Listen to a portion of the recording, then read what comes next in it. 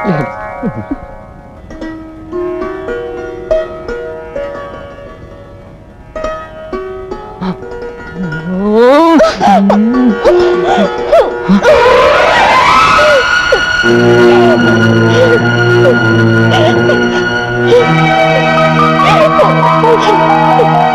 ముచ్చట తెలియని నీలాంటి పల్లెటూరు ముద్దుని ఎవతి చేసుకుంటుందో గాని చస్తే కాపురం చేయదు.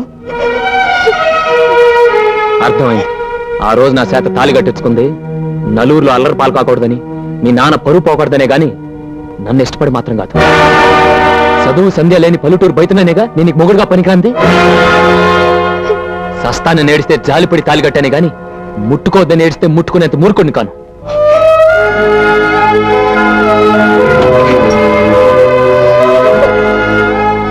చూడు, నీ మొగుడుగా ఓ మొగాడుగా నేనేమైనా చేయగలను, కానీ ఏమీ చేయను.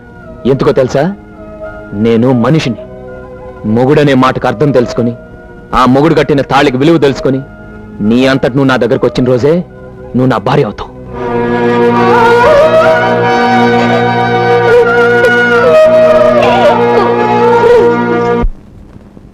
గౌరీ, ఎవరికిది? పెద్దయ్య గారికమ్మా. మావయ్య గారికి ఇలాంటి భోజనమా?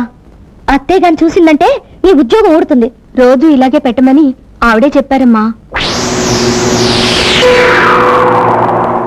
సరే, ఎటివు.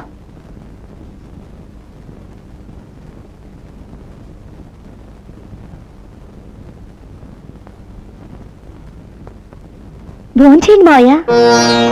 మామయ్య? అవును మావయ్య, నేను మీ కోడల్ని. కోడలు? నీకంటే నా పెళ్ళామే నయం. తన కడుపున కాయ కాసే వరకన్నా అది నాతో కాపురం చేసింది. నువ్వు మొదటి రాత్రే మొగుడిని బయటికి పంపేశావు. అది ఆయన జాతక ప్రకారం 27 ఏళ్లు దాటేదాకా కాపురం చేయకూడదటగా. చేస్తే ఆయనకి ప్రాణగండవని. ప్రాణగంధమా? ఎవరు చెప్పారు? అత్తయ్య గారు. ఇది ఆ పాము కక్కిన విషమా? నా కొడుకు జాతకంలో అలాంటి గండాలేం లేవు తల్లి. మరి అత్తయ్య గారు నిన్ను మాయ చేసింది. దేనికి?